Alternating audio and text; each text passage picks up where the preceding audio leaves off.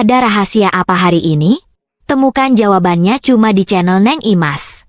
Sebelum kita bongkar semuanya, yuk dukung channel ini dengan cara klik subscribe dan like video ini ya. Jangan lupa tinggalkan jejak dari kota mana kalian berasal. Koper berisi miliaran rupiah itu tergeletak di kasur kami. Di saat hutang mencekik leher, suamiku tiba-tiba pulang membawa tumpukan uang tunai. Hatiku membuncah, mengira badai telah berlalu. Namun, malam Jumat itu mengubah segalanya menjadi neraka yang sesungguhnya. Plak. Tumpukan uang kertas pecahan 100.000 rupiah menghantam wajahku dengan keras sebelum akhirnya berhamburan di atas lantai marmer yang berkilau. Rasa perih di pipiku tidak sebanding dengan rasa hina yang seketika menjalar ke seluruh tubuh. Aku terpaku di tengah-tengah butik perhiasan mewah ini, menjadi tontonan utama bagi para pegawai dan pengunjung kelas atas yang sedang memandangku dengan tatapan jijik. Ambil uang itu, wanita udik, itu upah untuk melepas suamimu, teriak seorang wanita yang berdiri di hadapanku. Namanya Helena. Penampilannya sangat glamor, dibalut gaun sutra merah menyala dan tas branded seharga ratusan juta rupiah yang melingkar di lengannya. Wajahnya cantik, namun penuh dengan keangkuhan yang memuakkan. Di sampingnya, berdiri ibu mertuaku, yang langsung tersenyum puas melihat wajahku memerah akibat hantaman uang tadi. Dengar itu, ambil uangnya dan cepat tanda tangani surat cerai ini. Ibu mertuaku menimpali dengan suara melengking. Kamu itu hanya benalu di hidup anakku. Berkaca sedikit, kamu sama sekali tidak pantas mendampingi anakku yang sekarang sudah sukses dan kaya raya. Baju rumahanmu yang kusam itu membuat malu seluruh keluarga kami. Aku mengalihkan pandanganku kepada seorang pria yang berdiri sedikit di belakang mereka berdua. Pria itu adalah suamiku. Lelaki yang telah menemaniku selama beberapa tahun ini dalam suka dan duka. Namun, hari ini, tidak ada lagi tatapan hangat dari matanya. Yang tersisa hanyalah tatapan dingin, penuh kejengkelan dan rasa muak yang teramat sangat. Sudahlah, jangan banyak drama, ujar suamiku sambil melangkah maju. Ia melemparkan beberapa lembar kertas dokumen perceraian tepat ke atas tumpukan uang di lantai. Tanda tangani sekarang. Aku sudah muak melihat wajahmu yang selalu mengeluh dan terlihat menyedihkan. Helena jauh lebih berkelas dan bisa mendukung karirku. Tidak seperti kamu yang hanya tahu cara menghabiskan uang untuk keperluan dapur yang tidak jelas. Kata-kata suamiku bagai belati yang menghujam tepat di jantungku. Berbulan-bulan kami terlilit hutang hingga harus menghemat uang susu untuk anakku. Aku tidak pernah mengeluh. Aku selalu berdiri di sampingnya, menguatkannya, bahkan mengorbankan seluruh tabunganku demi menutupi lubang finansial yang katanya disebabkan oleh kegagalan bisnis proyeknya. Namun, inilah balasan yang aku terima setelah ia tiba-tiba membawa pulang tumpukan uang tunai dalam beberapa minggu terakhir. Dari sudut mataku, aku melihat manajer butik perhiasan ini berjalan tergesa-gesa mendekati kami. Wajah manajer itu tampak sangat panik. Bahkan keringat dingin mulai membasahi pelipisnya. Ia mengenalku dengan sangat baik. Ia tahu siapa aku sebenarnya. Butik mewah tempat kami berdiri saat ini, beserta seluruh jaringan pusat perbelanjaan elit ini, adalah milik keluarga besarku. Aku adalah pewaris tunggal konglomerat yang sengaja menyembunyikan identitas asliku demi bisa hidup sederhana dan menguji ketulusan cinta suamiku. Manajer butik itu bersiap memanggil petugas keamanan untuk mengusir suamiku, ibu mertuaku, dan Helena. Tangannya sudah memberi isyarat kepada dua security berbadan tegap di dekat pintu masuk. Namun, sebelum ia sempat membuka suara, aku segera memberikan isyarat mata yang sangat tajam dan dingin kepadanya. Isyarat yang memerintahkannya untuk tetap diam dan tidak ikut campur. Manajer itu seketika menghentikan langkahnya, menundukkan kepala dengan hormat, dan mundur perlahan dengan tubuh gemetar. Aku kembali menatap ketiga orang di hadapanku. Rasa sakit hati yang tadinya membakar dadaku perlahan-lahan menguap, digantikan oleh rasa dingin yang membeku. Sebuah senyuman tipis, hampir tak terlihat, terukir di sudut bibirku. Mereka mengira mereka berada di atas angin. Mereka mengira uang beberapa ratus juta di lantai itu bisa membeli harga diriku. Mereka sama sekali tidak tahu bahwa mereka sedang berdansa di tepi jurang kehancuran yang aku ciptakan sendiri. Jadi, kamu lebih memilih wanita ini? Tanyaku dengan suara yang sangat tenang, bahkan terlalu tenang untuk seorang istri yang sedang dikhianati di depan umum. Tentu saja. Jawab suamiku tanpa ragu sedikit pun. Helena memiliki segalanya. Dia kaya, berpendidikan, dan tahu cara memperlakukan pria sukses seperti aku. Sedangkan kamu hanya wanita rumahan yang membosankan. Cepat tanda tangani surat itu. Jangan membuang-buang waktu kami. Helena melipat kedua tangannya di dada, memandangku dengan senyum kemenangan yang mengejek. Miskin saja banyak tingkah. Kalau bukan karena kebaikan hati suamimu yang mau memberikan uang pesangon itu, kamu dan anakmu pasti akan mati kelaparan di jalanan setelah ini. Ibu mertuaku tertawa sinis. Benar sekali. Cepat ambil uang itu dari lantai, cuci kakimu, dan pergilah dari kehidupan anakku. Kami tidak sudi memiliki menantu miskin sepertimu. Aku menarik napas dalam-dalam, merasakan udara butik yang sejuk masuk ke dalam paru-paru. Rasa hormatku pada suamiku telah mati seutuhnya detik ini. Aku tidak berteriak, tidak menangis, dan tidak membalas makian mereka. Aku hanya menatap suamiku lekat-lekat, merekam setiap detail wajahnya yang penuh ketamakan, untuk memastikan aku tidak akan pernah melupakan wajah pria yang akan segera aku hancurkan hingga ke akar-akarnya. Baiklah kalau itu mau kalian, ucapku lirih sambil berjongkok perlahan. Helena dan ibu mertuaku tertawa terbahak-bahak melihatku berjongkok. Mereka mengira aku menyerah dan akan memunguti uang di lantai tersebut seperti seorang pengemis. Namun, dugaannya salah besar. Aku sama sekali tidak menyentuh lembaran uang itu. Aku hanya mengambil selembar kertas surat cerai dan sebuah pena yang terjatuh di dekatnya. Dengan tangan yang sangat stabil tanpa gemetar sedikit pun, aku menaruh kertas itu di atas lututku dan membubuhkan tanda tangan di atas meterai yang telah disediakan. Setelah selesai, aku berdiri tegak kembali, lalu melemparkan kertas itu tepat ke dada suamiku. Kita selesai, kataku dengan nada suara yang rendah namun syarat akan penekanan. Nikmati semua kemewahan yang kalian miliki sekarang, karena aku pastikan, waktu kalian tidak akan lama. Sebelum mereka sempat membalas perkataanku, aku berbalik dan melangkah pergi meninggalkan butik dengan kepala tegak. Aku bisa mendengar sayup-sayup suara tawa ibu mertuaku dan makian Helena yang mengataiku sombong di belakangku. Namun aku tidak peduli lagi. Saat aku melintasi manajer butik, aku membisikkan satu perintah singkat tanpa menghentikan langkahku. Pantau mereka, dan jangan biarkan mereka membawa satu pun barang dari butik ini tanpa membayar tunai. Manajer itu mengangguk cepat. Baik, Nyonya besar. Begitu keluar dari pusat perbelanjaan, aku mengeluarkan ponsel dari saku celanaku yang kusam. Aku menekan satu nomor yang sudah sangat lama tidak aku hubungi sejak aku memutuskan untuk menikah dan hidup mandiri. Halo, Tari, ucapku begitu panggilan tersambung. Aktifkan kembali seluruh pengawal pribadiku. Aku ingin kamu menyiapkan tim hukum terbaik malam ini juga. Badai akan segera datang. Dan aku ingin memastikan tidak ada satupun dari mereka yang selamat. Di seberang telepon, suara Tari, pengacara pribadi sekaligus tangan kanan keluarga besarku, terdengar sangat tegas dan bersemangat. Dimengerti, Nyonya. Kami selalu siap menunggu perintah Anda. Aku menutup telepon, memandang ke langit kota yang mulai menggelap. Pembalasan dendamku baru saja dimulai. Dan aku akan memastikan suamiku serta sekutunya membayar setiap tetes air mata yang pernah aku jatuhkan demi mempertahankan pernikahan palsu ini.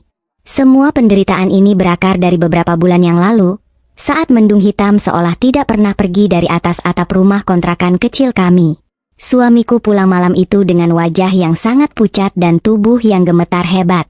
Ia langsung bersujud di hadapanku, menangis meraung-raung seolah-olah dunia kiamat besok pagi.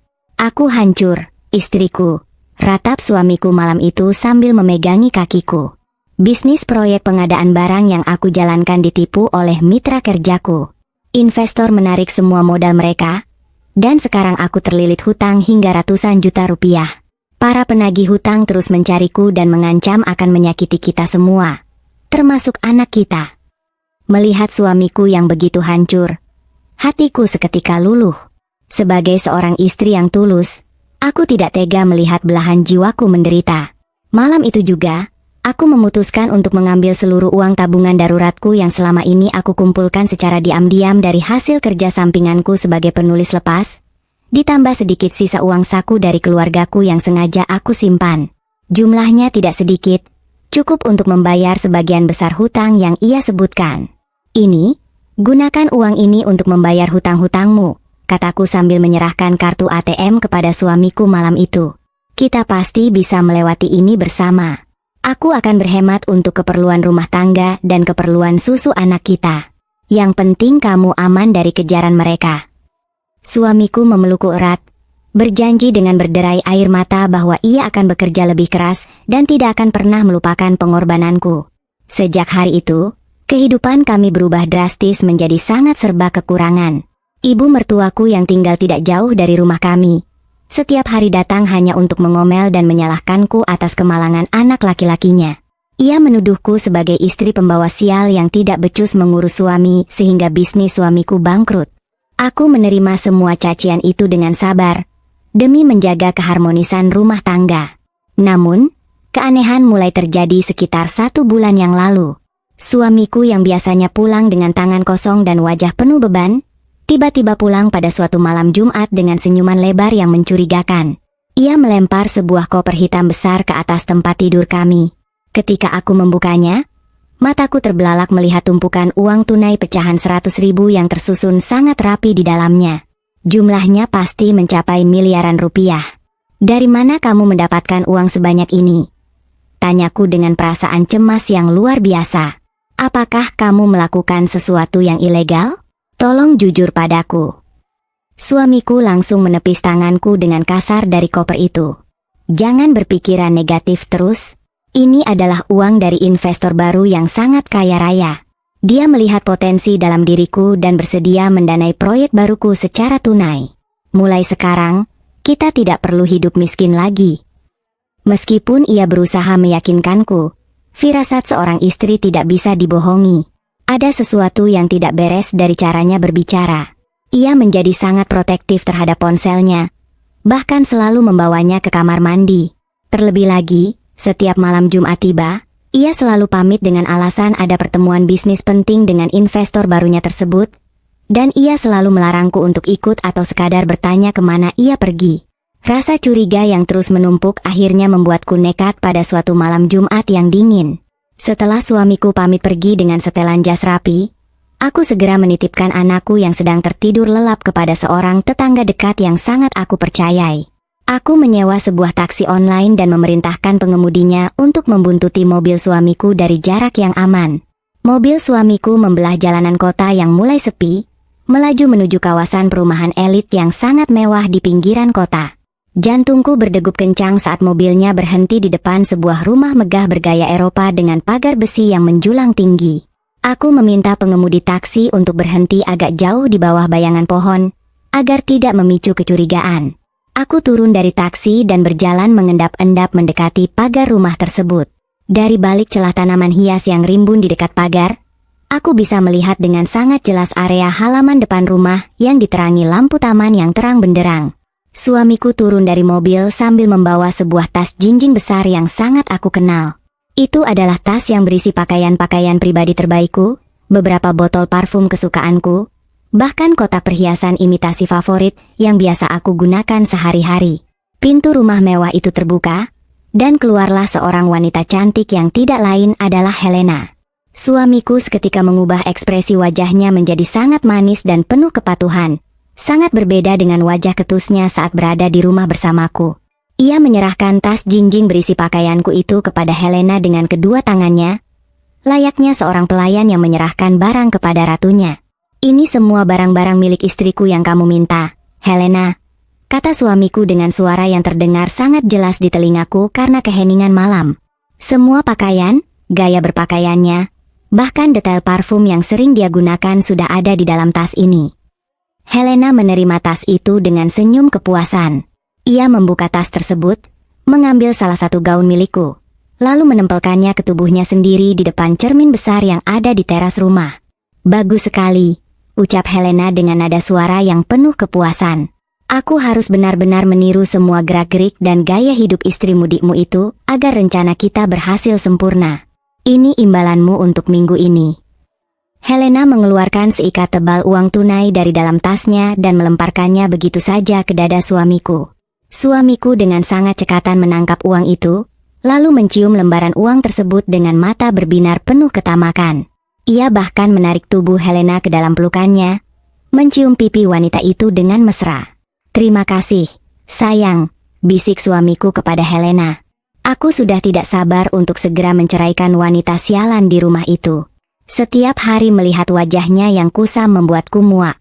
Begitu semua harta warisan itu jatuh ke tangan kita akan menikah dan hidup mewah selamanya. Helena tertawa manja di pelukan suamiku. "Sabar sedikit. Kita harus memastikan semua dokumen perwalian dan identitas baruku benar-benar menyerupai istrimu sebelum kita maju ke pengadilan keluarga besarnya. Jangan sampai ada kesalahan kecil yang merusak segalanya."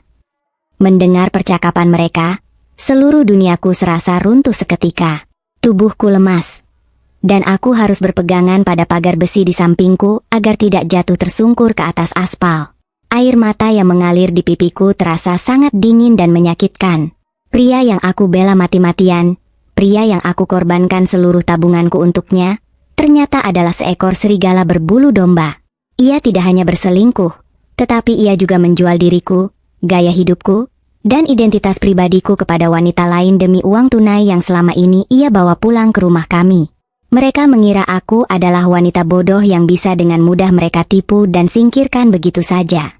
Mereka sedang merencanakan untuk mencuri identitas asliku sebagai pewaris konglomerat, tanpa menyadari bahwa pemilik asli identitas itu sedang berdiri di kegelapan malam, menyaksikan seluruh pengkhianatan menjijikkan mereka dengan hati yang telah membatu menjadi belati pembalasan. Aku menghapus air mataku dengan kasar, membalikan badan, dan berjalan kembali menuju taksi dengan langkah yang mantap. Kesedihanku telah selesai malam ini, dan esok hari adalah awal dari kehancuran mereka. Malam itu, setelah kembali dari membuntuti suamiku, aku tidak bisa memejamkan mata sedetik pun. Aku berbaring kaku di atas kasur sempit kami, mendengarkan dengkuran halus dari pria yang tidur memunggungiku. Aroma parfum wanita lain menguar tipis dari kemeja yang ia lemparkan begitu saja ke lantai. Rasa mual terus mengaduk-aduk perutku, namun aku menahannya. Air mataku sudah kering. Yang tersisa di dalam dadaku kini hanyalah bongkahan es yang dingin dan tajam, siap untuk menghancurkan apa saja yang berani menyentuhnya. Keesokan paginya, suamiku masih tertidur pulas karena kelelahan. Aku tahu ini adalah kesempatan emasku. Dengan gerakan yang sangat pelan agar tidak menimbulkan suara, aku merogoh saku jas yang semalam ia pakai. Tanganku menyentuh sebuah benda persegi yang keras. Itu adalah ponsel kedua miliknya. Ponsel yang selalu ia sembunyikan dariku dengan alasan hanya untuk urusan kantor dan investor. Aku membawa ponsel itu ke kamar mandi dan mengunci pintu rapat-rapat. Layarnya meminta kata sandi. Aku mencoba tanggal lahirnya. Salah. Tanggal pernikahan kami. Juga salah. Kemudian, dengan perasaan muak yang luar biasa, aku memasukkan tanggal lahir ibu mertuaku. Kunci layar seketika terbuka. Sungguh pria yang sangat berbakti kepada ibunya, namun begitu kejam kepada istri dan anaknya sendiri. Aku langsung membuka aplikasi pesan singkat dan galeri foto. Jantungku berdetak kencang saat melihat rentetan pesan yang belum dihapus. Kebohongan pertama langsung terbongkar di depan mataku. Tidak pernah ada bisnis proyek yang bangkrut karena ditipu mitra. Yang ada hanyalah tangkapan layar dari puluhan aplikasi judi online. Ratusan juta rupiah yang ia tangisi malam itu, yang ia lunasi menggunakan seluruh tabunganku, ternyata habis di meja judi virtual. Ia telah menipuku mentah-mentah hanya demi memuaskan kecanduannya. Namun, penemuan terbesarku bukan di situ. Aku membuka ruang obrolannya dengan sebuah kontak bernama Nyonya Helena. Jariku gemetar saat menggulir percakapan mereka dari bulan-bulan sebelumnya. Disitulah aku menemukan rahasia paling memalukan yang akan menjadi senjata pemusnah masalku. Helena ternyata bukanlah janda kaya raya seperti yang dibanggakan suamiku. Dari dokumen-dokumen foto yang dikirimkan secara rahasia, Helena adalah seorang penipu kelas teri yang sedang menjadi buronan karena kasus investasi bodong. Hebatnya lagi, wanita ular itu ternyata menyewa seorang detektif jalanan dan secara tidak sengaja mengetahui identitas asliku yang selama ini kusembunyikan. Helena tahu bahwa aku adalah pewaris tunggal konglomerat yang lari dari keluarga besar. Rencana jahat mereka terpampang jelas dalam pesan-pesan teks tersebut. Helena menyuruh suamiku untuk terus mengambil barang-barang pribadiku, Dari pakaian hingga helai rambut disisirku, demi tes DNA dan meniru penampilanku secara sempurna. Helena berencana memalsukan dokumen untuk mengklaim bahwa dirinya adalah diriku yang asli di hadapan pengacara keluargaku kelak. Tetapi, ada satu kebodohan suamiku yang membuatku hampir tertawa terbahak-bahak di dalam kamar mandi. Suamiku mengira Helena adalah penyedia dana. Padahal, uang tunai miliaran yang dibawa pulang oleh suamiku setiap hari Jumat itu bukanlah uang Helena. Itu adalah uang hasil pinjaman dari rentenir kelas kakap yang dokumennya ditandatangani oleh suamiku sendiri. Helena memanipulasi suamiku dengan bujuk rayu, mengatakan bahwa pinjaman itu adalah syarat administrasi untuk mencairkan dana perwalianku kelak. Suamiku yang buta huruf soal hukum dan dibutakan oleh keserakahan, rela menjaminkan namanya sendiri untuk berhutang miliaran kepada rentenir. Helena hanya bertugas menerima uang itu dari rentenir, lalu mencicil memberikannya kepada suamiku setiap malam Jumat seolah-olah itu adalah hadiah. Mereka berdua sama-sama penipu yang sedang saling menipu. Suamiku akan segera menjadi gelandangan yang dikejar hutang nyawa, sementara Helena tidak punya uang sepeser pun. Kelemahan fatal ini adalah kartu truf yang akan kugunakan untuk menghabisi mereka. Aku melangkah keluar dari kamar mandi dengan wajah sedatar tembok. Suamiku sudah bangun dan sedang duduk di meja makan, menuntut sarapan dengan nada suara yang membentak. Aku tidak mengatakan apa-apa. Aku hanya membuatkannya kopi hitam dan meletakkannya di meja. Saat ia sibuk menyesap kopi sambil memainkan ponsel utamanya, aku melirik cincin kawin murah yang melingkar di jari manisku. Cincin yang dulu kuanggap sebagai simbol cinta tulus itu kini terasa seperti borgol kotor. Diam-diam, kulepas cincin itu dan kubuang ke dalam tempat sampah di bawah wastafel. Aku sudah selesai menjadi korban yang pasif. Saatnya aku yang memegang kendali permainan. Siang harinya, setelah suamiku pergi dengan alasan mengurus dokumen proyek palsunya, aku meninggalkan anakku di rumah pengasuh dan pergi menuju sebuah kafe tertutup yang sangat eksklusif di pusat kota. Di sana, 2 orang kepercayaanku sudah menunggu. Tari, pengacara keluargaku yang cerdas dan tanpa ampun, serta Faris, seorang detektif swasta berpakaian kasual yang merupakan mantan intelijen. Nyonya, sapa Tari sambil menunduk hormat saat aku duduk di hadapannya. Tidak perlu basa-basi, ucapku dingin. Faris, apa yang kamu dapatkan? Faris menggeser sebuah map tebal ke arahku. Semua dugaan Anda benar, Nyonya. Helena adalah buronan kasus penggelapan uang di 3 kota berbeda. Saldo rekening aslinya saat ini hanya tersisa kurang dari 2 juta rupiah. Dia benar-benar menggunakan nama suami Anda untuk meminjam uang 5 miliar rupiah dari kelompok rentenir Naga Hitam. Jatuh temponya adalah akhir bulan ini. Jika suami Anda tidak bisa membayar lunas beserta bunganya, nyawanya yang akan jadi taruhan. Aku tersenyum sinis. Sempurna. Tari, siapkan dokumen pembekuan aset palsu atas namaku. Buat seolah-olah keluarga besarku mencium adanya penipuan dan membekukan seluruh dana perwalian yang sedang diincar Helena. Saat wanita itu menyadari dia tidak bisa mencairkan sepeser pun dari identitasku, dia akan panik. Sudah saya kerjakan, Nyonya, jawab Tari tegas. Saya juga telah menyusun skenario hukum. Begitu Helena menggunakan perhiasan atau barang-barang Anda di depan publik, kita bisa menjeratnya dengan pasal pencurian dan pemalsuan identitas sekaligus. Polisi sudah berada di pihak kita. Bagus, balasku. Aku lalu membuka tasku dan mengeluarkan sebuah kotak beludru merah. Di dalamnya, terbaring sebuah kalung berlian asli warisan keluargaku yang nilainya mencapai miliaran rupiah. Faris, aku ingin kamu memasang kamera mikro dan alat penyadap suara beresolusi tinggi di liontin kalung ini. Buat agar tidak terlihat sama sekali. Malam Jumat ini, aku akan memberikan umpan yang tidak mungkin bisa ditolak oleh suamiku. Faris mengangguk paham dan segera mengambil kotak tersebut. Rencanaku sudah tersusun rapi. Aku kembali ke rumah dan bertingkah seperti istri yang bodoh dan penurut. Ketika hari Jumat tiba, aku sengaja membersihkan lemari pakaianku. Kutaruh gaun-gaun sutra eksklusif yang selama ini kusembunyikan, beserta kotak beludru berisi kalung berlian itu, tepat di atas kasur. Aku berpura-pura sangat kelelahan setelah membersihkan rumah dan langsung tertidur lelap, memunggungi pintu kamar. Tengah malam, Aku mendengar suara langkah kaki mengendap-endap masuk ke kamar. Melalui celah mataku yang setengah terbuka, aku melihat suamiku berdiri di samping kasur. Matanya membelalak lebar penuh keserakahan saat melihat kalung berlian itu berkilau tertimpa cahaya lampu tidur. Tanpa ragu sedikit pun, ia meraup gaun-gaunku dan memasukkan kalung berharga itu ke dalam tas jinjingnya, lalu bergegas pergi meninggalkan rumah. Begitu ku dengar suara mesin mobilnya menjauh, aku langsung bangun dan menyalakan laptopku. Sebuah aplikasi khusus langsung terhubung dengan penyadap di kalung berlian tersebut. Suara mesin mobil suamiku, helaan napas tamaknya, dan tawa liciknya terdengar sangat jernih di telingaku. "Kamu telah menggali kuburanmu sendiri," bisikku pada layar laptop yang kini menampilkan titik merah bergerak menuju rumah Helena. Aku menyandarkan punggungku ke kursi, mendengarkan dengan saksama saat suamiku tiba di rumah wanita itu. Suara ciuman menjijikkan dan tawa Helena yang menggelegar menyambut kedatangannya. Helena memeki kegirangan saat melihat kalung berlian tersebut.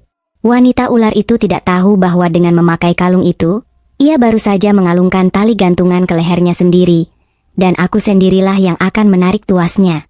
Serangan tahap pertama sudah di depan mata. Malam puncak yang kutunggu-tunggu akhirnya tiba. Helena, dengan kesombongan yang menggunung dan rasa percaya diri yang palsu, menggelar sebuah pesta perkenalan yang luar biasa mewah. Ia menyewa sebuah aula serbaguna di salah satu hotel bintang 5 paling bergengsi di pusat kota. Tentu saja, semua biaya sewa, dekorasi, hingga catering papan atas itu dibayar menggunakan uang tunai yang suamiku bawa, yang tanpa mereka sadari adalah uang berdarah dari para rentenir. Aku melangkah masuk ke dalam aula tersebut, melalui pintu belakang yang diperuntukkan bagi para pekerja catering. Faris, detektif swasta sewaanku, telah mengatur segalanya dengan sangat rapi. Ia berhasil menyusupkanku ke dalam tim pramusaji yang melayani para tamu malam ini. Aku mengenakan seragam kemeja putih berlengan panjang, rompi hitam yang sedikit kebesaran, rambut yang diikat cepol ketat ke belakang, serta sebuah masker wajah berwarna hitam yang menutupi separuh wajahku. Tidak akan ada satupun dari mereka yang mengenali wanita udik yang selalu mereka hina ini dalam balutan seragam pelayan. Sambil membawa nampan perak berisi gelas-gelas sampanye yang berkeringat dingin, aku berjalan perlahan membelah kerumunan tamu. Aula itu dihiasi dengan lampu gantung kristal raksasa, pilar-pilar yang dibalut kain sutra putih, dan sebuah panggung kecil dengan pertunjukan musik jazz langsung. Para tamu yang hadir mayoritas adalah kolega bisnis palsu, sosialita gadungan yang mudah dikelabui, dan tentu saja, keluarga besar suamiku yang datang dengan pakaian paling mencolok yang bisa mereka temukan. Mataku menyapu seluruh ruangan dan langsung menemukan target utamaku.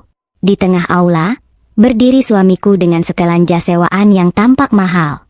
Ia membusungkan dadanya bagaikan burung merak yang sedang pamer, memegang segelas anggur dan tertawa terbahak-bahak menanggapi pujian dari orang-orang di sekitarnya. Di sebelahnya, ibu mertuaku tampil sangat norak. Ia mengenakan gaun berwarna emas mengilap dengan riasan wajah yang terlalu tebal. Aku bisa mendengar dengan jelas bagaimana ibu mertuaku menyombongkan diri kepada salah satu tamu. "Oh, tentu saja anak saya sekarang adalah pengusaha sukses," ucap ibu mertuaku dengan suara lantang yang sengaja dikeraskan. Dan calon istrinya yang baru ini, Helena, adalah pewaris keluarga konglomerat. Tidak seperti menantu saya sebelumnya yang miskin, kampungan, dan hanya tahu cara menghabiskan beras di dapur. Helena adalah wanita berkelas yang membawa keberuntungan bagi keluarga kami. Aku menahan senyum sinis di balik maskerku. Keberuntungan? Tunggu sampai kau tahu keberuntungan macam apa yang akan menghantam kepalamu malam ini, batinku. Tak lama kemudian, sorot lampu utama meredup, menyisakan lampu sorot tunggal yang mengarah ke tangga utama aula. Helena melangkah turun dengan keanggunan yang sengaja dibuat-buat. Napasku sempat tertahan sesaat, bukan karena kagum, melainkan karena amarah yang kembali mendidih. Helena mengenakan gaun malam sutra berwarna biru tua, gaun pesanan khusus milikku yang belum sempat aku pakai. Dan yang paling menyilaukan mata adalah kalung berlian pusaka keluargaku yang melingkar indah di leher jenjangnya. Kalung yang sama, yang di dalamnya telah dipasangi alat penyadap suara beresolusi tinggi oleh Faris. Helena mengambil mikrofon dari pembawa acara dan mulai memberikan pidato sambutan. Ia berbicara dengan logat yang sengaja diubah agar terdengar seperti orang yang lama tinggal di luar negeri. Ia mengklaim dirinya sebagai nona besar dari sebuah keluarga pengusaha properti ternama, dan bahwa pesta malam ini adalah langkah awalnya untuk terjun ke dunia bisnis ibu kota. Suamiku bertepuk tangan paling keras, memandang Helena dengan tatapan memuja yang membuat perutku mual. Inilah saatnya. Aku mundur perlahan menuju sudut ruangan yang gelap, tepat di samping meja kontrol sistem tata suara ruangan. Faris sudah meretas sistem tersebut dari luar gedung. Aku hanya perlu menekan satu tombol di layar ponselku untuk mengambil alih seluruh kendali audio di ruangan ini. Aku menarik napas panjang, menatap lurus ke arah Helena yang sedang tersenyum manis ke arah suamiku, lalu aku menekan layar ponselku. Seketika itu juga, alunan musik jazz yang merdu terputus secara mendadak. Suara dentingan gelas dan tawa para tamu terhenti. Keheningan yang canggung menyelimuti seluruh aula. Helena mengetuk-ngetuk mikrofonnya dengan bingung, mengira ada masalah teknis. Namun, sepersekian detik kemudian, sebuah suara menggema dari seluruh pengeras suara raksasa di aula tersebut. Itu bukan suara musik, melainkan rekaman percakapan yang sangat jernih. Hahaha. Kamu harus melihat wajah bodohnya saat menyerahkan kalung berlian ini padaku tadi malam. Itu adalah suara Helena. Suara dari rekaman penyadap yang terpasang di kalung berliannya sendiri, yang terekam beberapa hari yang lalu saat ia sedang menelepon seseorang di kamarnya. Para tamu mulai berbisik-bisik kebingungan. Helena membeku di tempatnya. Matanya melotot lebar mencari asal suara. Suamiku yang berdiri tidak jauh dari panggung tampak mengerutkan dahi, mencoba mencerna apa yang sedang terjadi. Rekaman itu terus berlanjut, memutar kalimat demi kalimat yang menghancurkan. Pria miskin itu benar-benar idiot. Suara Helena di rekaman itu terdengar sangat merendahkan, diiringi tawa renyah yang licik. Dia pikir aku sungguh-sungguh mencintainya? Aku bahkan merasa jijik setiap kali dia menyentuhku. Dia itu cuma pion, alat untuk memuluskan rencanaku mengambil alih harta istrinya. Wajah suamiku pucat pasi. Ia mematung, gelas anggur di tangannya mulai bergetar. Yang paling lucu adalah, rekaman suara Helena terus menggema tanpa ampun, menyudutkan setiap orang yang mendengarnya ke dalam keterkejutan absolut.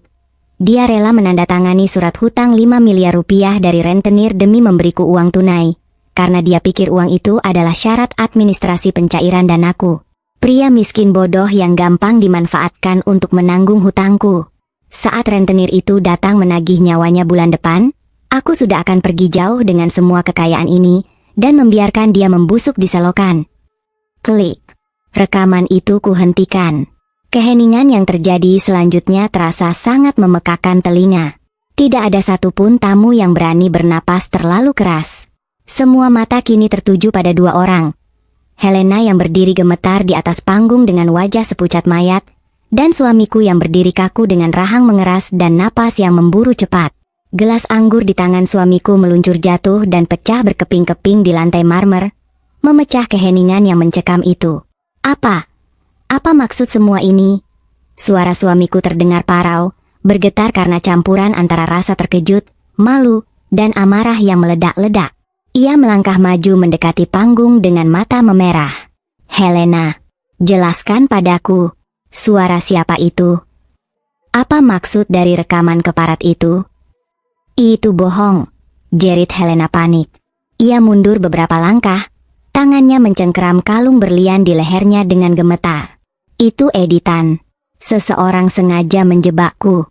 Sayang, kumohon dengarkan aku, itu bukan suaraku. Jangan panggil aku sayang, bentak suamiku dengan suara yang menggelegar, membuat beberapa tamu wanita menjerit kaget. Ia melompat naik ke atas panggung dan langsung mencengkeram kedua lengan Helena dengan kasar. Kamu bilang uang tunai itu dari kamu. Kamu bilang hutang yang aku tanda tangani itu hanya formalitas untuk pengacaramu. Katakan padaku bahwa rekaman itu palsu. Ibu mertuaku yang sedari tadi berdiri mematung akhirnya tersadar dari keterkejutannya. Ia berlari mendekati panggung dengan susah payah karena gaun ketatnya. Wajahnya dipenuhi keringat dingin. Anakku, ada apa ini? Hutang apa 5 miliar yang dia bicarakan? Kamu tidak mungkin berhutang pada rentenir lagi kan? Kita baru saja lunas. Diam, ibu, bentak suamiku tanpa menoleh. Matanya masih menatap tajam ke arah Helena bak binatang buas yang terluka. Pertahanan mental suamiku hancur lebur malam ini. Harga dirinya di depan ratusan tamu elit terkoyak tanpa sisa. Helena yang ketakutan mencoba melepaskan diri dari cengkraman suamiku. "Lepaskan aku, pria miskin gila. Beraninya kamu menyentuhku secara kasar di pestaku sendiri." Plak.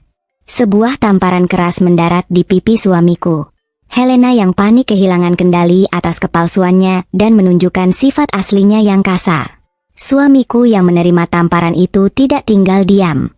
Merasa harga dirinya diinjak-injak, ia membalas mendorong tubuh Helena hingga wanita itu terjatuh membentur meja pembawa acara. Dekorasi bunga dan gelas-gelas kristal berjatuhan menimpa tubuh Helena yang menjerit histeris. Kekacauan mental merajai ruangan itu.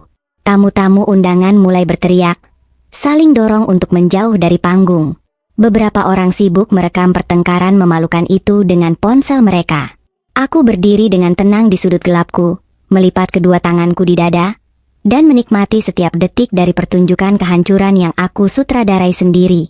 Serangan psikologis ini sukses besar. Mental mereka telah hancur sebelum pertarungan yang sesungguhnya dimulai. Aula hotel yang megah itu kini berubah menjadi arena pertunjukan sirkus yang paling menyedihkan. Suamiku menendang sisa-sisa dekorasi di atas panggung, sambil terus mencaci maki Helena dengan kata-kata kotor yang tak pantas diucapkan di tempat umum. Helena, dengan rambut yang acak-acakan dan gaun sutra biruku yang kini robek di bagian bawahnya, membalas teriakan suamiku sambil melemparkan apa saja yang bisa ia raih dari lantai. "Ini pasti ulah istrimu yang gila itu," teriak Helena tiba-tiba, menunjuk ke arah suamiku dengan jari telunjuknya yang bergetar. Matanya yang liar menyapu seluruh ruangan. "Istrimu yang miskin dan kampungan itu tidak terima kamu ceraikan. Dia pasti menyewa orang untuk mengedit rekaman suara itu dan menjebakku agar kamu membenciku." Mendengar kata-kata Helena, suamiku sejenak menghentikan amukannya. Matanya yang memerah karena amarah kini menyiratkan kebingungan. Pemikirannya yang dangkal langsung menangkap umpan konyol dari Helena. Ia berbalik menghadap para tamu yang masih mengerumuni panggung dari jarak aman, lalu berteriak dengan urat leher yang menonjol. "Benar, ini pasti ulah istri jalangku," rutuk suamiku dengan suara lantang, berusaha mencari kambing hitam untuk menyelamatkan sisa-sisa harga dirinya yang hancur. Dia iri melihatku sukses. Dia ingin menghancurkan kebahagiaanku karena aku membuangnya seperti sampah. Aku menghela napas panjang. Pria ini sungguh tidak bisa diselamatkan lagi kebodohannya. Tanpa tergesa-gesa, aku melepaskan nampan perak yang kupegang dan menaruhnya di atas meja terdekat. Aku membuka ikatan celemek pramusaiku, melemparkan rompi seragam ke lantai, dan perlahan melepaskan masker hitam yang menutupi wajahku. Dengan langkah yang anggun namun penuh ketegasan, aku berjalan membelah kerumunan tamu. Orang-orang otomatis menyingkir, memberikan jalan untukku. Suara ketukan hak sepatuku di atas lantai marmer terdengar menggema di tengah sisa-sisa keheningan ruangan. Aku berhenti tepat di depan panggung, mendongakkan kepalaku dan menatap lurus ke arah mata suamiku yang seketika membelalak lebar melihat kehadiranku. "Kamu mencariku, suamiku?" tanyaku dengan nada suara yang sangat tenang dan dingin, seolah aku sedang menyapanya di meja makan rumah kami, alih-alih di tengah pesta kehancurannya. "Kamu." Suamiku menunjuk wajahku dengan tangan gemetar. "Beraninya kamu datang ke sini. Kamu merusak pestaku. Kamu mengedit suara Helena untuk memfitnahnya kan? Dasar wanita miskin tidak tahu diri.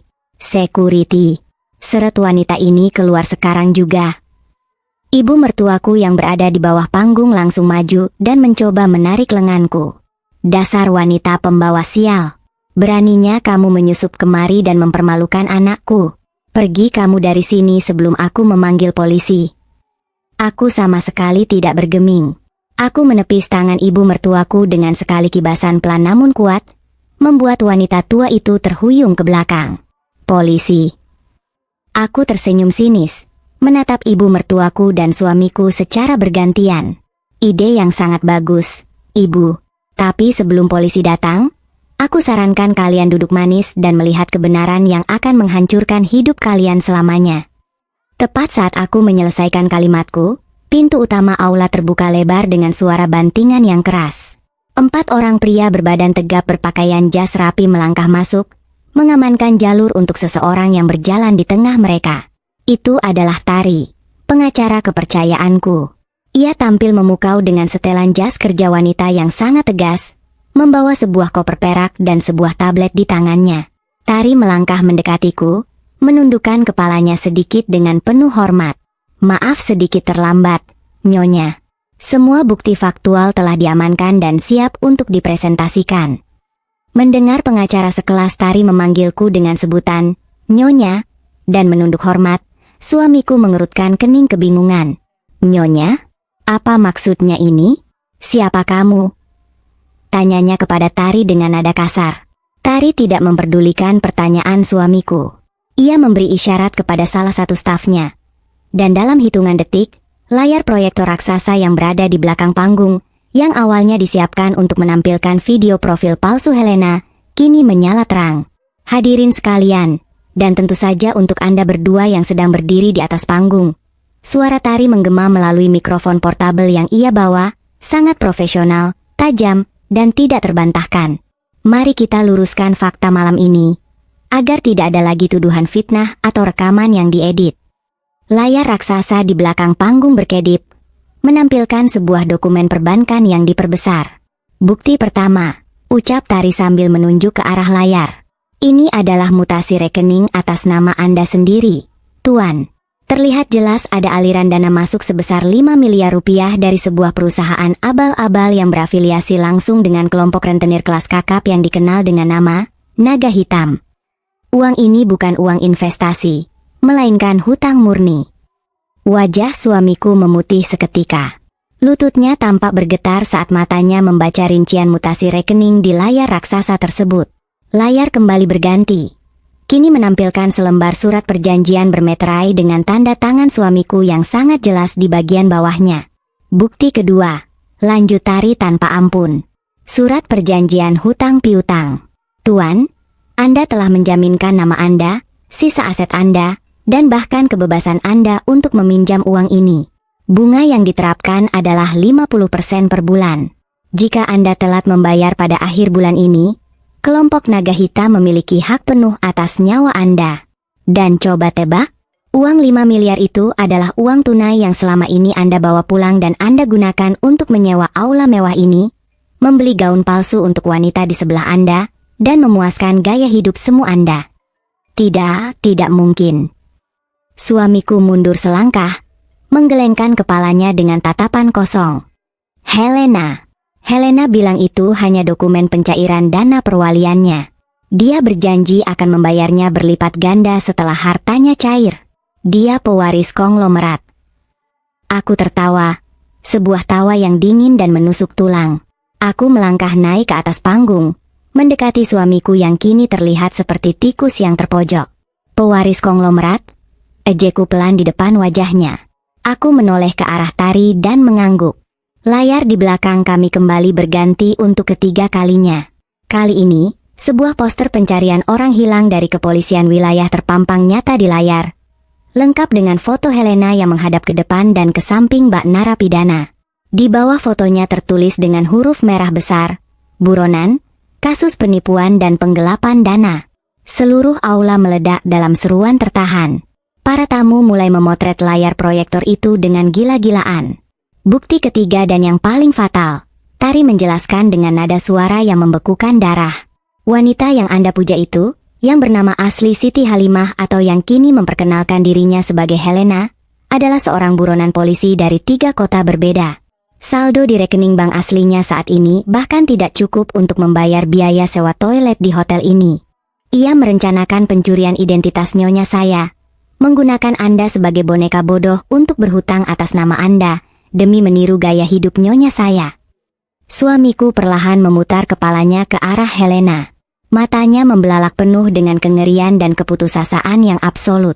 Mulutnya terbuka, namun tidak ada suara yang keluar. Kebenaran yang telanjang menghantamnya seperti palu godam. Uang yang ia bawa pulang, yang ia banggakan, yang membuatnya mencampakkan istri dan anaknya, adalah bom waktu yang ia rakit sendiri.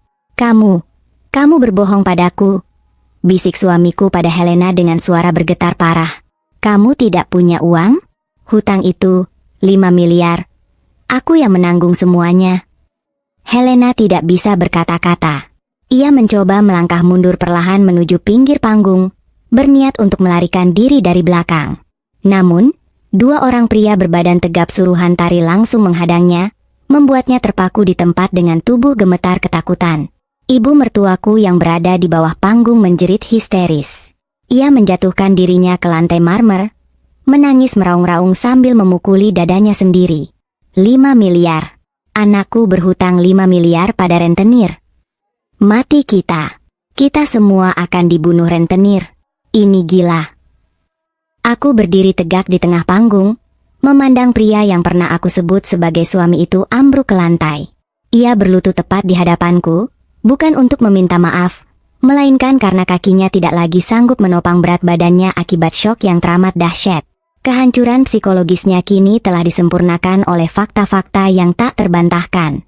Serangan faktual ini telah mencabik-cabik sisa kewarasannya, meninggalkannya tanpa ampun di dalam lubang neraka yang ia gali dengan keserakahannya sendiri.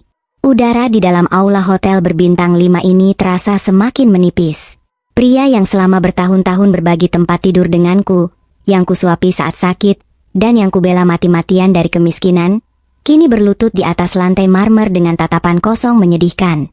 Jas mahalnya yang merupakan hasil sewaan tanpa kusut masai, sejalan dengan harga dirinya yang telah rata dengan tanah.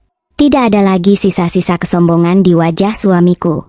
Yang tertinggal hanyalah raut keputusasaan yang begitu pekat, seolah ia baru saja dijatuhi hukuman mati. Di sudut lain panggung, ibu mertuaku masih bergulingan di lantai sambil meraung-raung meratapi nasib. Riasan wajahnya yang tadinya tebal dan mencolok kini luntur bersimbah air mata dan keringat, meninggalkan jejak hitam dari maskara yang meleleh di pipinya yang keriput.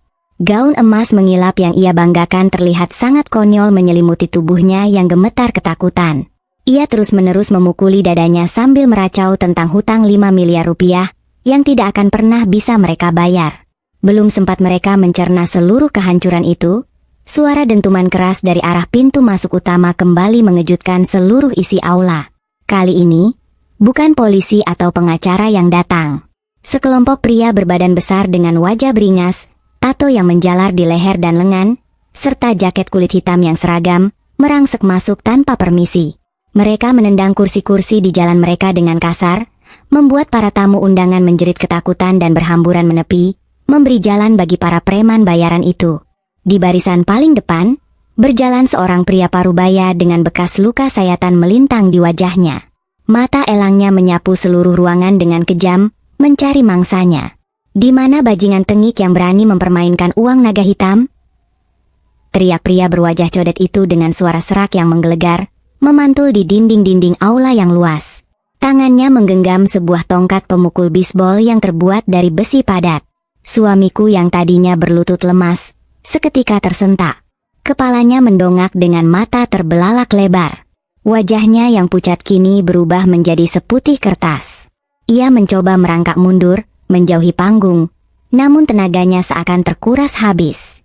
Itu dia. Salah satu preman menunjuk ke arah suamiku. Dalam hitungan detik, kelompok rentenir itu telah mengepung panggung. Pria berwajah codet itu melompat naik, mencengkeram kerah jas suamiku, dan mengangkat tubuh suamiku dengan mudah layaknya mengangkat boneka kain. Tuan, ampun. Suara suamiku bergetar hebat, giginya gemeretak menahan teror yang nyata. Jatuh temponya masih akhir bulan. Bos kami tidak suka orang yang bermain-main dengan uangnya. Bentak pria codet itu tepat di depan wajah suamiku. Ia melemparkan suamiku ke lantai dengan keras, hingga suamiku terbatuk-batuk memegangi dadanya. Kami sudah menyelidiki latar belakangmu. Bisnismu fiktif. Asetmu nol. Kamu tidak punya apa-apa untuk menjamin uang 5 miliar itu. Dan sekarang kami dengar dari informan kami bahwa kamu menghamburkan uang kami untuk membuat pesta murahan ini. Bukan saya, wanita itu. Suamiku dengan pengecut menunjuk ke arah Helena yang sedang menggigil di pojok panggung. Dia yang berjanji akan membayar hutang itu. Dia pewaris konglomerat. Tagih saja padanya. Dia punya banyak harta. Pria codet itu menoleh menatap Helena, lalu meludah ke lantai dengan jijik. Pewaris konglomerat dari mana? Anak buahku baru saja menginterogasi sindikat penipuannya. Wanita ini sama melaratnya denganmu. Bajingan, kalian berdua sama-sama penipu miskin yang berani mengencingi markas naga hitam. Nyawamu yang jadi bayarannya malam ini.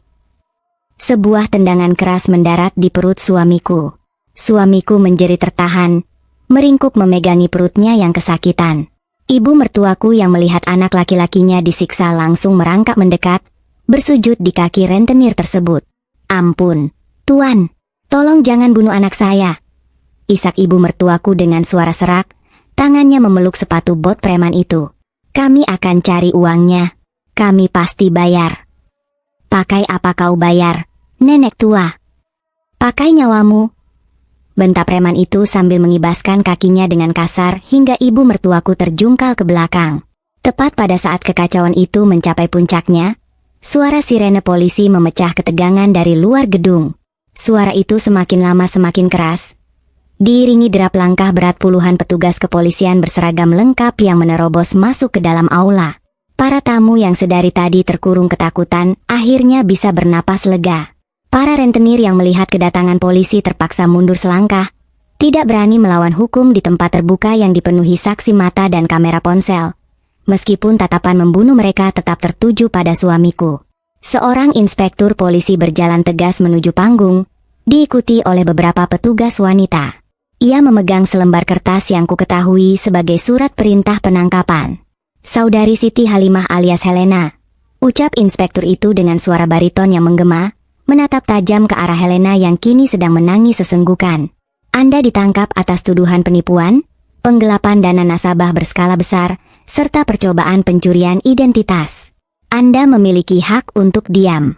Apapun yang Anda katakan dapat dan akan digunakan untuk melawan Anda di pengadilan. Dua petugas polisi wanita langsung bergerak maju, menarik lengan Helena secara paksa dan memborgol kedua tangannya ke belakang. Suara logam borgol yang terkunci terdengar seperti melodi yang indah di telingaku. Helena meronta-ronta histeris. Wajah cantiknya berubah menjadi sangat mengerikan akibat campuran air mata, riasan yang hancur, dan urat-urat kemarahan yang menonjol. Lepaskan aku tidak bersalah. Ini semua jebakan, teriak Helena sambil berusaha menendang petugas. Matanya yang liar kemudian tertuju padaku yang berdiri tenang di tengah panggung. Ini ulahmu, kan, wanita jalang? Kamu yang merencanakan semua ini. Aku akan membunuhmu. Aku akan mencabik-cabik wajahmu. Aku hanya memandangnya dengan tatapan dingin tanpa ekspresi, tidak membalas sepatah kata pun. Semakin ia berteriak, semakin ia terlihat seperti orang gila di mata semua orang. Petugas polisi akhirnya menarik tubuhnya dengan kasar, menyeretnya turun dari panggung menuju mobil patroli yang sudah menunggu di luar. Gema jeritan Helena perlahan menghilang tertelan suara sirene. Di tengah keheningan yang menyusul, ibu mertuaku tiba-tiba memutar kepalanya ke arahku. Mata tuanya yang basah oleh air mata kini menyiratkan sebuah kesadaran baru. Ia teringat akan ucapan Tari, pengacaraku, yang membongkar identitas asliku beberapa menit yang lalu. Ibu mertuaku seolah baru tersadar bahwa wanita yang selalu ia hina sebagai menantu udik ini adalah satu-satunya malaikat penyelamat yang tersisa. Dengan langkah terseok-seok, ibu mertuaku merangkak mendekatiku. Ia meraih ujung gaun seragam pelayanku dengan kedua tangannya yang gemetar, menengadah menatapku dengan wajah memelas yang sangat menjijikan. Menantuku yang paling baik hati, ratap ibu mertuaku dengan nada suara yang dibuat semanis mungkin, mencoba meraih simpati. Kamu tadi dengar, kan? Pengacaramu bilang kamu orang kaya. Kamu pemilik hotel ini, kan? Tolong bayarkan hutang suamimu. Tolong selamatkan nyawa suamiku. Dia ayah dari anakmu. Kalau kamu tidak menolongnya, rentenir itu akan membunuhnya malam ini juga. Ibu mohon, nak. Ibu minta maaf atas semua kata-kata ibu. Aku menunduk menatap tangan keriputnya yang mengotori seragamku. Perlahan namun pasti, aku menarik kakiku mundur satu langkah, melepaskan cengkeramannya dari pakaianku. Aku menatap lurus ke dalam matanya yang dipenuhi kepalsuan. Ibu ingat apa yang ibu katakan padaku di butik perhiasan beberapa minggu yang lalu? Tanyaku dengan suara yang sangat pelan, namun cukup keras untuk didengar oleh suamiku yang masih terkapar di lantai. Ibu bilang aku ini benalu. Ibu bilang aku harus mencuci kaki dan pergi dari kehidupan anak ibu karena kalian sudah menemukan wanita kaya raya. Itu ibu hilaf. Nak, ibu ditipu oleh wanita iblis itu. Ibu mertuaku tergagap. Air matanya mengalir deras membasahi lantai. Tidak, ibu tidak hilaf.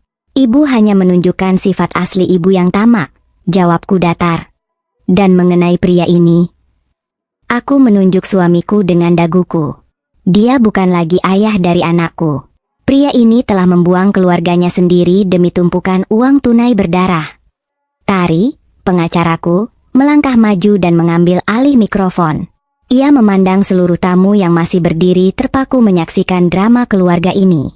Sebagai informasi tambahan untuk seluruh hadirin yang terhormat, suara Tari memecah keheningan dengan wibawanya yang luar biasa. Nyonya besar saya, wanita yang berdiri di hadapan Anda saat ini, adalah pemilik sah dari jaringan perhotelan internasional ini. Gedung tempat Anda berdiri, catering yang Anda makan malam ini, semuanya berada di bawah naungan perusahaan konglomerat milik keluarga nyonya saya.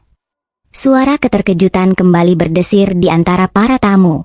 Keluarga besar suamiku yang tadinya hadir dengan pakaian mentereng kini menundukkan kepala dalam-dalam, berusaha menyembunyikan wajah mereka karena malu yang tak tertahankan. Oleh karena itu, lanjut Tari dengan tegas. Acara pesta penipuan ini resmi dibubarkan. Kami memberikan waktu 5 menit bagi Anda semua untuk mengosongkan aula ini sebelum petugas keamanan kami mengambil tindakan tegas. Aku merogoh saku rompi pelayanku yang sebelumnya kuletakkan di meja, mengeluarkan selembar kertas yang sudah sangat lecek namun berisi tanda tangan yang sah di atas meterai. Itu adalah surat cerai yang pernah ia lemparkan ke wajahku di butik perhiasan tempo hari. Aku berjalan mendekati suamiku, jongkok di hadapannya, dan menatap matanya yang kini hampa tanpa harapan. Ambil ini, bisiku sambil menyelipkan surat cerai itu ke dalam saku jasnya yang robek. Surat ini sudah kutanda tangani. Mulai detik ini, kita tidak memiliki hubungan apapun. Nikmati sisa hidupmu dengan hutang miliaran dan kejaran rentenir, persis seperti yang kamu pilih. Aku berdiri kembali, membalikan badan tanpa menoleh lagi. Tari, perintahkan pihak keamanan untuk menyeret pria ini dan ibunya keluar dari propertiku sekarang juga. Jangan biarkan mereka menginjakan kaki di tempat ini lagi. Baik, Nyonya, jawab Tari lantang. Tim keamanan hotel yang berbadan kekar segera maju, mengangkat tubuh suamiku dan ibu mertuaku yang meronta-ronta dengan sisa tenaga mereka. Suara tangisan ibu mertuaku dan rintihan putus asa suamiku bergema saat mereka diseret keluar melewati pintu belakang gedung, dilemparkan ke jalanan malam yang dingin bak tumpukan sampah yang tak berharga, langsung berhadapan dengan sekelompok rentenir yang sudah menunggu mereka di luar gerbang hotel dengan senyum buas. Penghakiman publik ini telah usai, dan kemenanganku mutlak. 2 tahun telah berlalu sejak malam yang mengubah seluruh alur kehidupanku tersebut. Musim demi musim berganti, membawa serta badai masa lalu dan menggantikannya dengan angin segar kebebasan. Luka yang pernah ditorehkan oleh pengkhianatan itu telah mengering, meninggalkan bekas yang membuatku tumbuh menjadi wanita yang jauh lebih kuat, lebih dingin dalam berbisnis, namun lebih hangat dalam mencintai diriku sendiri dan keluarga kecilku. Matahari pagi menembus jendela kaca raksasa di ruang rapat utama, lantai 50 gedung pencakar langit kantorku. Aku berdiri di ujung meja kayu mahoni yang panjang, mengenakan setelan jas kerja eksklusif buatan perancang busana ternama dari Milan. Rambutku dipotong sebahu, memberikan kesan tegas namun tetap elegan. Di hadapanku, belasan jajaran direksi dari berbagai perusahaan multinasional duduk mendengarkan presentasiku dengan penuh perhatian dan rasa hormat. Dan dengan akuisisi lahan di wilayah pesisir timur ini, kita tidak hanya akan membangun resor mewah bintang 7, tetapi juga memberdayakan ekonomi masyarakat lokal melalui program kemitraan terpadu. Tutupku sambil menekan tombol pada remote pointer di tanganku. Layar proyeksi di belakangku menampilkan grafik keuntungan perusahaan yang melonjak drastis selama 2 tahun terakhir di bawah kepemimpinanku. Ruang rapat seketika dipenuhi oleh suara tepuk tangan yang meriah. Para pemegang saham mengangguk puas. Senyum kebanggaan terukir di wajahku. Aku bukan lagi istri penurut yang mencuci baju kusam di rumah kontrakan sempit, yang rela kelaparan demi membayar hutang judi seorang pria tak tahu diuntung. Aku telah kembali ke tahtaku yang sebenarnya, mengambil alih kendali perusahaan keluarga, dan melipat gandakan kekayaan yang kumiliki dengan keringat dan kecerdasanku sendiri. Setelah rapat selesai, aku berjalan kembali menuju ruang kerja pribadiku. Tari, yang kini telah resmi menjabat sebagai kepala departemen hukum di perusahaanku, berjalan di sampingku sambil membacakan jadwal pertemuanku hari ini. Presentasi yang sangat memukau, Nyonya, puji Tari sambil tersenyum tipis. Sore ini Anda tidak ada jadwal rapat lagi. Hanya ada janji temu dengan desainer interior untuk mendekorasi ulang kamar bermain anak Anda di rumah utama. Mendengar kata anak, hatiku seketika menghangat. Bagus. Pastikan desainernya tiba tepat waktu. Anakku belakangan ini sangat menyukai tema luar angkasa.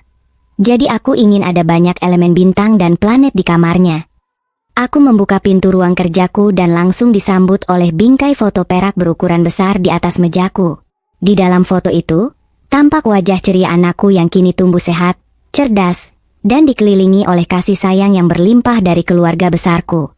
Ia bersekolah di taman kanak-kanak bertaraf internasional terbaik di kota ini, tidak pernah kekurangan suatu apapun, dan yang terpenting, ia tumbuh tanpa perlu melihat pertengkaran dan toksiknya sosok ayah yang merusak masa kecilnya.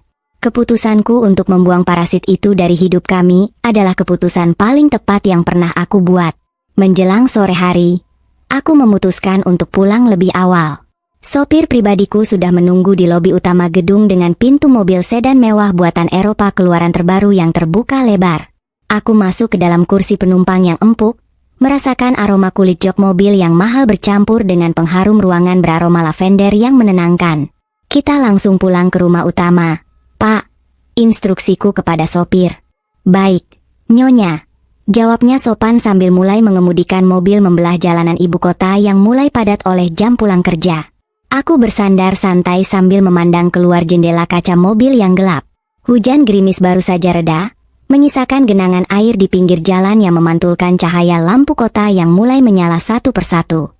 Lalu lintas sedikit tersendat, membuat mobil kami harus berhenti cukup lama di sebuah perempatan lampu merah yang cukup besar di kawasan komersial.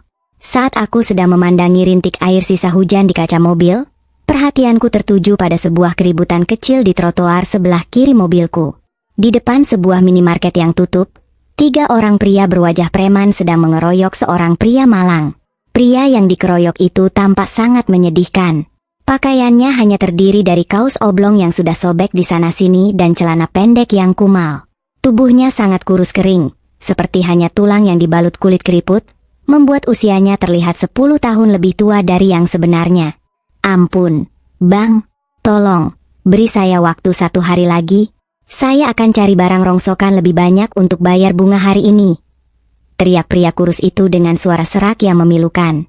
Ia meringkuk di tanah berair, melindungi kepalanya dengan kedua tangannya yang gemetar dipenuhi kotoran dan luka gores. Salah satu preman itu menendang tulang rusuknya tanpa belas kasihan. 1 hari matamu. Hutang 5 miliarmu itu seumur hidup juga tidak akan lunas kalau kamu cuma memulung sampah. Ini jatah siksaan harianmu karena bos kami belum mau melihatmu mati terlalu cepat. Jantungku berdegup perlahan. Mataku menyipit, mencoba menembus kaca mobil untuk memastikan apa yang sedang aku lihat. Saat pria malang itu berguling ke arah jalanan dengan wajah berlumuran lumpur dan darah dari hidungnya, aku bisa melihat fitur wajahnya dengan sangat jelas di bawah sorot lampu jalan. Itu adalah mantan suamiku. Pria yang dulu selalu berpenampilan rapi dengan kemeja wangi, pria yang dulu dengan sombongnya melemparkan tumpukan uang ke wajahku dan menghinaku di depan umum, kini tak lebih dari seonggok daging tak berdaya yang hidupnya hanya untuk disiksa setiap hari. Preman-preman dari kelompok naga hitam sepertinya menepati janji mereka. Mereka tidak membunuhnya seketika, melainkan menjadikannya mesin penghasil uang receh melalui memulung, sekaligus sansak hidup untuk disiksa setiap hari demi melunasi hutang bunga rentenir yang terus membengkak tanpa henti. Aku tidak melihat keberadaan ibu mertuaku di sekitarnya. Mungkin wanita tua yang sombong itu sudah menyerah pada kerasnya hidup di jalanan, atau mungkin ia kabur meninggalkan anak laki-lakinya sendirian menanggung neraka itu. Aku menatap pemandangan menyedihkan itu tanpa sedikit pun rasa kasihan di dalam hatiku. Karma telah melakukan tugasnya dengan sangat sempurna. Pengkhianatan selalu meminta bayaran yang mahal. Dan ia sedang membayar lunas setiap tetes air mata yang dulu sengaja ia ciptakan untukku. Tepat pada saat yang sama, Layar LED iklan berukuran raksasa yang menempel di gedung tinggi di seberang perempatan menayangkan siaran berita sore terkini. Perhatianku beralih dari trotoar ke layar raksasa tersebut. Wajah pembaca berita muncul, diikuti oleh sebuah tayangan roll video dari ruang sidang pengadilan. Di dalam video berita tersebut, tampak seorang wanita berambut acak-acakan mengenakan rompi tahanan berwarna oranye cerah. Wanita itu diborgol dan dikawal ketat oleh petugas kepolisian menuju mobil tahanan. Wajahnya yang dulu cantik kini terlihat sangat kusam, kempot, dengan mata panda yang menghitam parah akibat stres berat di dalam sel penjara. Ia terlihat terus menunduk menutupi wajahnya dari kilatan kamera wartawan. Itu adalah Helena. Teks berjalan di bagian bawah layar berita menampilkan tulisan dengan huruf kapital yang sangat jelas. Sindikat penipuan kelas kakap, Siti Halimah alias Helena, resmi dijatuhi hukuman 15 tahun penjara tanpa remisi atas kasus penggelapan dana nasabah dan pencurian identitas. Sebuah senyum tipis, tulus, dan penuh kelegaan akhirnya mengembang di bibirku. Dua benalu yang pernah mencoba menghancurkan pondasi hidupku kini telah mendekam di tempat yang paling pantas untuk mereka. Yang satu dipenjara dalam jeruji besi negara, yang satu lagi dipenjara dalam jerat hutang dan siksaan jalanan yang tak berkesudahan. Hukum alam benar-benar tidak pernah salah alamat. Lampu lalu lintas berubah menjadi hijau. Klakson dari mobil-mobil di belakang mulai bersahutan. "Kita jalan sekarang, Nyonya?" tanya sopirku, menyadarkanku dari lamunanku. Aku mengalihkan pandanganku dari mantan suamiku yang masih terkapar di trotoar, dan dari layar berita yang kini telah berganti menayangkan iklan parfum. Aku bersandar kembali ke kursiku yang nyaman, memperbaiki letak jas mahalku, dan menatap lurus ke depan, ke arah jalanan kota yang membentang luas menyambut perjalananku menuju rumah tempat anakku menunggu dengan senyum cerianya. "Ya, jalan," jawabku dengan suara yang mantap dan tenang. Kita tidak punya waktu untuk melihat sampah di pinggir jalan. Kehidupan yang indah sedang menunggu kita di depan sana. Mobil mewahku melaju dengan mulus, meninggalkan masa lalu gelap itu jauh di belakang, tergilas oleh putaran roda waktu. Cerita dendamku telah usai malam ini, berganti dengan lembaran baru kehidupan yang gemilang, damai, dan penuh dengan kebahagiaan sejati. Aku menang, secara mutlak dan tak terbantahkan.